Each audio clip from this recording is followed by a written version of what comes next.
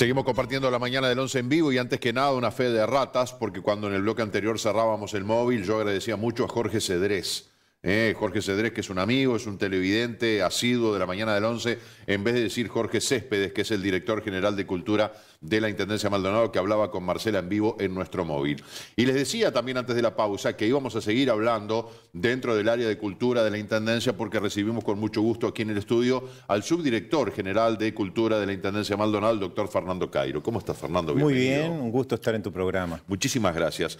111 años de Punta del Este. Estábamos charlando antes de comenzar la entrevista, una charla muy rica, porque escucharlo a Fernando es como ver, es una mezcla de ver una película, una pantalla gigante, leer libros, escuchar los sonidos de aquella época, sentir los aromas, porque es parte viviente de lo que es la historia de este Punta del Este. Y has vivido de adentro lo que ha sido todo este ciclo de 111 años. ¿Cómo podrías describirlo?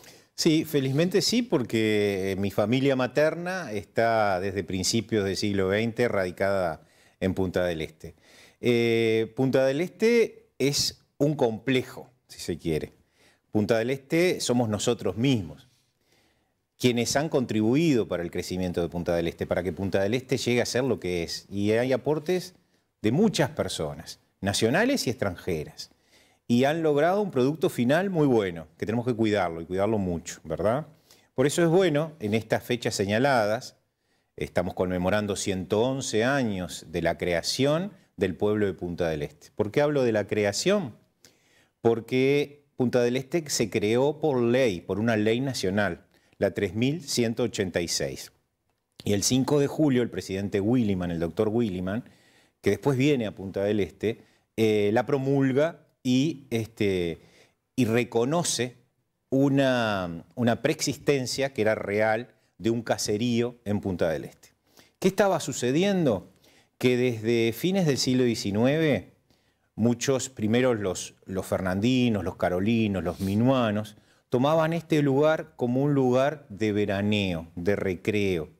Después lo conocieron los montevideanos y cuando los conocieron los porteños, decidieron que este iba a ser su lugar y empieza un crecimiento edilicio, una movilidad social muy grande, la construcción de un gran hotel, que estoy hablando del Hotel Biarritz, en 1906, y como generalmente sucede, el Estado va atrás.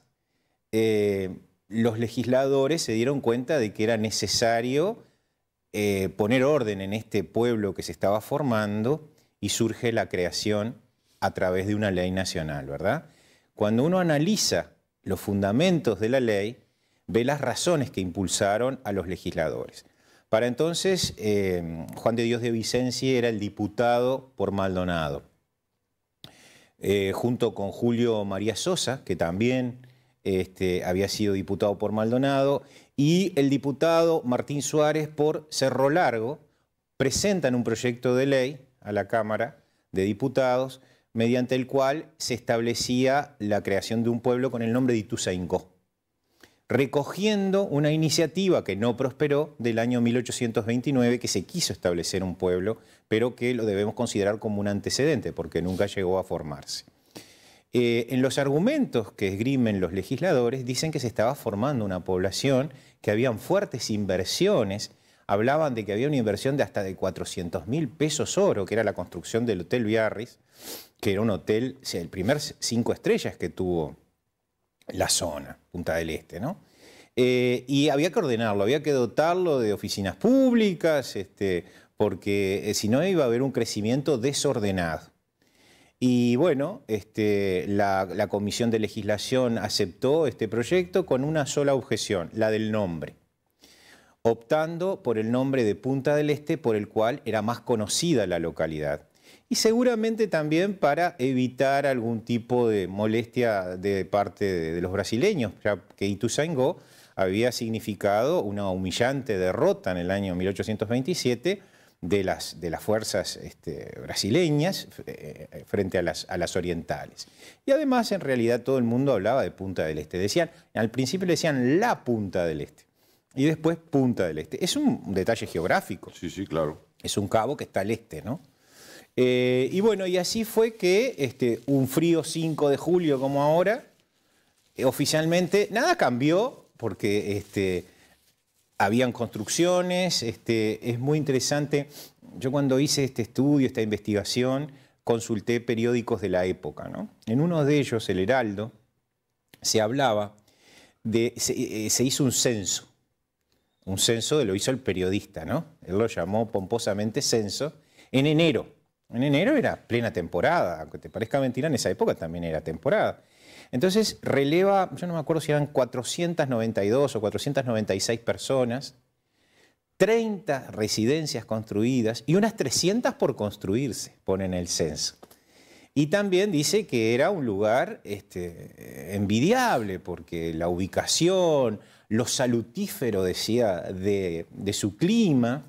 Y estamos hablando de una punta completamente desconocida. ¿Estamos hablando de qué año? Estamos hablando de 1906-1907. Donde las construcciones que nosotros hoy podemos encontrar de esa época son 3 nada más. El Faro, que es de 1860, la Aduana, que es de 1887, se terminó ese año, y el Hotel Biarritz, precisamente, que se comenzó a construir en 1906 y se terminó para la temporada de 1907. Todo lo demás era despoblado, muy modesto. Mucho médano, mucho pino. No, pino no. No. No. El pino fue traído Los pinos estaban viniendo recién. Con las plantaciones de Burnet comienzan hacia 1890 y poco. Y lo mismo Lucich. Después aparecen forestadores como Alonso Pérez, como en toda la zona de San Rafael, del Golf. Pascual Gataz, cuando hace el primer barrio jardín que se crea en Punta del Este es del año 38, cuando salen de Punta del Este y empiezan los barrios. Y fue Pine Beach, ahí en la parada 6-7, ¿no? Después viene San Rafael, viene Cantegril en la década de los 40, con Littman, con ese impulso brutal. Felizmente hemos tenido protagonistas con muy buen gusto, que llevaron el crecimiento de Punta del Este por una buena senda, ¿verdad? Que tenemos que cuidar y cuidar mucho. Que no es fácil, además, porque siempre existieron las presiones inmobiliarias. Yo te escucho cuando hablas del censo ese de 30 viviendas construidas y 300 por construirse. Digo, hoy en día si vas a hacer un censo tenés miles construidas y muchos proyectos por construirse, edificios en altura. El proyecto de San Rafael que a todos nos impactó por la altura, que ahora se modificó, nada que ver con el original, pero que también sería una obra de importancia más allá del monto de inversión. Pero qué diferencia, ¿no? Hoy estamos hablando de todo este tipo de cosas con una cotidianidad y al contrario, estamos requiriendo que llegue esa inversión importante. El paisaje de Punta del Este fue completamente alterado por el hombre. Nosotros, toda la forestación que tenemos es artificial, que le ha dado un toque magnífico, es indiscutible. Pero en ese entonces era una península yerma, que en invierno era duro quedarse en invierno en Punta del Este, ¿verdad? Las temporales eran cosa de todos los días. Era una vida muy dura para los locatarios, que además estaban estrechamente vinculadas a las profesiones marítimas, pescadores, faineros en lobos, boteros, aún subsisten descendientes de esas familias, ¿verdad? Mis 2 abuelos hacían en invierno, como forma de complementar los ingresos familiares, eran hombres jóvenes, la faena de lobos. Te ibas una temporada a lobos, a matar lobos para sacar las pieles.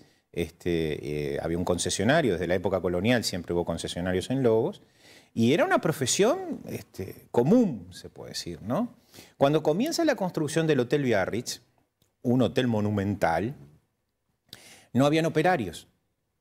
Entonces tuvieron que venir albañiles, tuvieron que venir carpinteros. Esa gente se estableció. Los decó, carpintero, maestro carpintero, se establecieron ahí. Y entonces empezó a crecer Punta del Este. Y esas familias se radicaron, después siguieron las obras, porque la gente se entusiasmó y empezaron a construir residencias de verano. Después esas residencias habían que cuidarlas, y eran los caseros que llegan hasta el día de hoy. Es una profesión común que en otras partes del país no existe. ¿Cuándo empieza la incidencia fuerte de argentinos como visitantes, pero como inversores, cuando se empiezan a radicar? Que hoy en día tenemos no digo una Argentina dependencia, no me gusta el término, pero una fuerte incidencia de los argentinos en Punta del Este. Sin lugar a dudas. Mira, fue desde principios del siglo XX, fines del siglo XIX. Un señor llamado Pedro Rizzo, en 1889, abre el primer hotel. No hay desarrollo del turismo sin hotelería, sin caminería, sin forma de transporte. La caminería fue un debe. Lo que nosotros hoy conocemos como Rambla Willimam, recién se construye en 1910-1911. Hasta entonces había que venir a caballo o a pie por la costa, con los médanos, toda esa dificultad. No, el tren llega después. En 1930 llega a Punta del Este y a Maldonado en 1910. Se llegaba mucho por barco a Punta del Este. Habían barcos que hacían la carrera desde Buenos Aires a Punta del Este, Montevideo, Maldonado, La Paloma. Era una forma distinta de moverse. Pero volviendo a lo que tú me preguntabas, los argentinos enseguida se enamoraron de Punta del Este. Con un ojo muy largo vieron que era un lugar donde podían establecer un lugar de recreo. Para fines del siglo XIX ya estaban de moda, ya venían desde un tiempo atrás, las estaciones balnearias en Europa. Las estaciones balnearias, estamos hablando por ejemplo de Brighton, de Cannes, del Lido, ciudades donde los aristócratas del momento pasaban parte del verano. Algunos ni siquiera pisaban la playa, pero estaban rodeados de jardines, los hoteles eran grandes, tenían muchos comedores, salas de baile, salas de juego, de lectura, se hacían algunos deportes como el tenis. Y los argentinos, los porteños, que conocían en sus viajes a Europa esos lugares, decidieron tener el suyo propio. Y encontraron que Punta del Este era el ideal. Y ahí se hace el Biarritz, con inversión argentina. Y hacen un hotel para la alta aristocracia. Entonces, el hotel de Pedro Rizzo, que era un hotelito que ocupaba unas construcciones que se habían hecho para una empresa de pesquería, así que imagínate, y que cuando la empresa deja de funcionar, Rizzo, que era el capataz de esa empresa, le pagan lo que le debían con esas construcciones. Se acercaba el verano y él no tuvo mejor idea que alquilar esas piezas, que eran 10. Hace muchísimos años el centro de hoteles me pidió que quería determinar con una fecha precisa de cuándo había empezado la hotelería en Punta del Este. Me puse a investigar y encontré en un periódico de Minas un aviso de Pedro Rizzo diciendo que ponía en alquiler 10 cómodas piezas en la antigua empresa de pesquería. Y así empezó la hotelería en Punta del Este. Obviamente que cada año se fue superando. Él y su esposa Delfina eran excelentes cocineros y había un trato casi familiar. Pero en algún momento leí también que cuando llovía, el hotel se llovía como afuera, que había que comer de Lo he leído eso. Bueno, pero cuando aparece el Biarritz, estamos hablando en serio. Claro. Ya Punta del Este estaba tomando otro cariz. Habían construcciones, la primera construcción de una residencia de verano fue la de Vicente Ortega, en 1901, que viene a estar atrás de donde después era el Hotel Palace, donde era el Concord. Después funcionó un hotel ahí de los Sader, el Elite. Empiezan inversiones y empiezan a necesitarse operarios, la gente se establece. Tan es así que es necesario crear una escuela. Porque hay muchos niños. La Escuela 5. La Escuela 5. Hasta entonces había funcionado una escuela privada, si se quiere, que no cobraba nada, que era la esposa de Mrac, que le enseñaba a los niños a leer y escribir.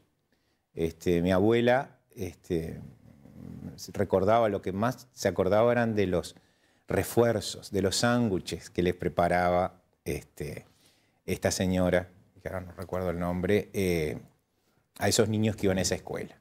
Cuando se oficializa la escuela en 1907, en abril de 1907, mandan a una maestra que era la madre del escribano Mesa, de Pancho Mesa. Comienza, deja de existir esa otra escuela que era oficiosa y comienza la escuela oficial. Pero eso denota que había una población de niños, que había cierta población estable que tenía cuerpo como para formar un pueblo. Entonces ese mismo año los legisladores corriendo atrás crean el pueblo.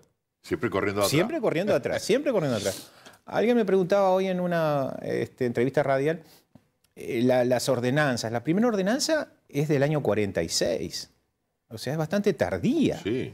O sea, Punta del Este fue creando al impulso y al buen gusto mayoritariamente de los porteños. O sea, la nuestra no es una ciudad planificada. Y aún hoy la planificación es escasa. Yo te iba a preguntar, Fernando, para ir cerrando la entrevista, después de 111 años y con esto que vos nos pintás, que es tan interesante, yo seguiría, ¿no? Porque como les dije, es como estar sentado en el cine viendo una película con imagen, con sonido y con aromas de aquella época, porque Fernando es protagonista de todo eso, él y su familia. ¿Hacia dónde va Punta del Este? Bueno, eso es lo que nos tenemos que preguntar. Creo que es responsabilidad de todos, no solo de las autoridades. Por eso es bueno que cuando surgen así construcciones como la propuesta por el arquitecto Viñoli, que es un gran profesional, la gente, si no está conforme, lo demuestre, y lo demuestre con argumentos, porque esto lo tenemos que cuidar entre todos, ¿verdad? Obviamente que son bienvenidas las inversiones, porque Punta del Este se ha alimentado toda la vida de inversiones y son necesarias, ¿verdad? Pero tenemos que mantener el mismo estilo, ¿verdad? El mismo estilo de desarrollo amigable de Punta del Este, ¿verdad? Ojalá que todas las inversiones se ajusten a esos parámetros. Fernando, yo te agradezco muchísimo. No, gracias por la invitación, con muchísimo gusto. Muy valioso todo tu aporte, como siempre. Muchas gracias. Hasta cualquier momento.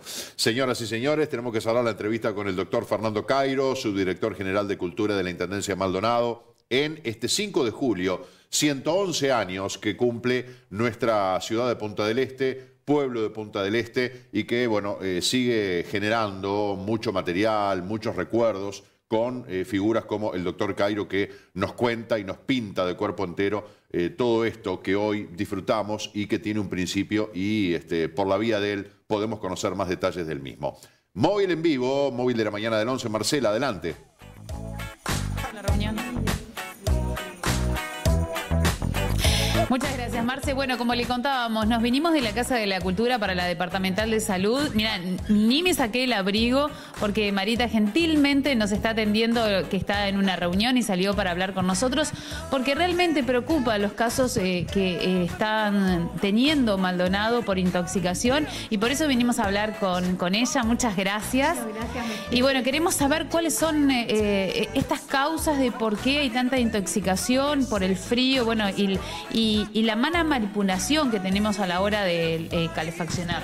Es verdad, estamos justo en época de frío y lamentablemente en las últimas 3 semanas hemos tenido unas 24 intoxicaciones, por lo menos hasta ayer, con monóxido de carbono. Y evidentemente estamos teniendo un problema a la hora de observar las indicaciones de los fabricantes y de hacer las instalaciones correctas y ventilar los ambientes correctamente. Esto, Marita, no hay que dejarlo pasar así nomás como una recomendación cualquiera, porque hemos tenido casos hasta de fallecimiento, entonces hay que tener mucho cuidado con esto. Dolorosamente tuvimos el fallecimiento de una niña de 10 años. Tenemos 9 personas que han requerido internación en cámara hiperbárica en Montevideo, es decir, casos graves. Más del 50% por calefones a gas, evidentemente mal instalados o sin la ventilación correcta, y otros estufa a gas.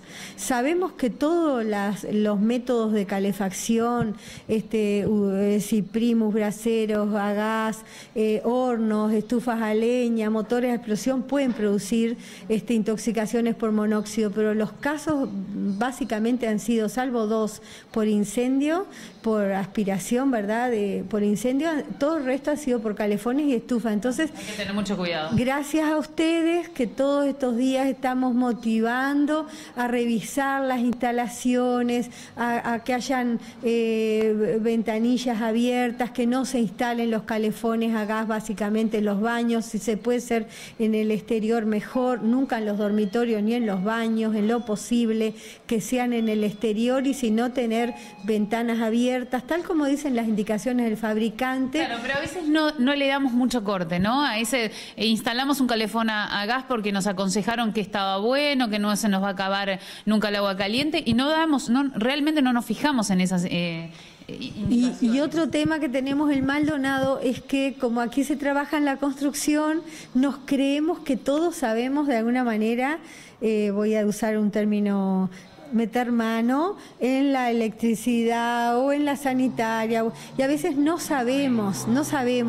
y es algo muy delicado. Entonces hay que estar atento, hay que hacerlo con instaladores que estén debidamente capacitados para ello, y observar el tema de la ventilación. Siempre tiene que haber algo abierto, una ventanilla, una banderola, un poquito algo tiene que estar abierto. Tenemos que estar atentos a síntomas, por ejemplo, si nos sentimos mareados o con náuseas o con dolor de cabeza o con fatiga, que podemos estarnos intoxicando y no darnos cuenta. Hasta las mascotas a veces pueden cambiar su comportamiento. Y en caso de grave, bueno, hay que tener especial cuidado con los niños, con los adultos mayores, con los enfermos cardíacos y las embarazadas que tienen una sensibilidad especial al tema de la intoxicación, porque el monóxido pasa rápidamente la barrera placentaria. En el caso de que tengamos síntomas más agudos como vómitos, mucho dolor de cabeza o hasta pérdida de conocimiento, tenemos que abrir inmediatamente el ambiente, tenemos que sacar al paciente al exterior si podemos, ponerlo de costado, llamar urgente a las emergencias o al 911 y requerir la atención médica. Bien, bueno, vamos a Marce, tenemos que tener especial cuidado con esto, como lo decía Marita recién, y bueno, ser conscientes, ¿no? Pasa también por este tema de ser conscientes a la hora de tener la calefacción. Todos pasamos frío y queremos estar como arriba de la estufa, pero bueno, no se puede. Otra cosa es, por ejemplo, no dormir con las estufas prendidas. No dormir, no tener a los bebés con estufas prendidas, calefaccionar bien el ambiente en la previa y de repente después sí tener cuidado en que esté calentito el ambiente y el niño o el adulto mayor, pero no dejar artefactos prendidos. Y obviamente que para evitar incendios, que también es otro problema en esta época, no tener velas prendidas, no tener cerca de las cortinas o de frazadas, es decir, tratar de tener todas esas precauciones. Bueno, muchas gracias. Gracias a ustedes. Bueno, Marce, nosotros en un ratito regresamos para cerrar el trabajo del día de hoy.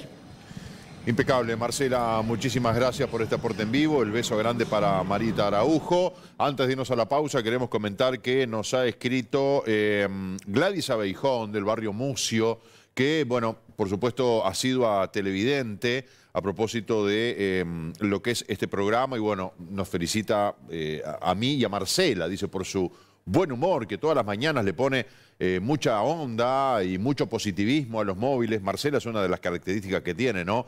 De que ella es siempre pum para arriba, siempre muy animada, siempre muy entusiasmada, bochinchera, se ríe mucho, pero bueno, eso es todo signos de más. Así que muchísimas gracias a esta televidente, como tantos otros que nos han escrito, que nos mandan fotos, nos mandan los audios del programa Los Leuco, donde Alfredo Leuco hace una editorial brillante en favor de Uruguay.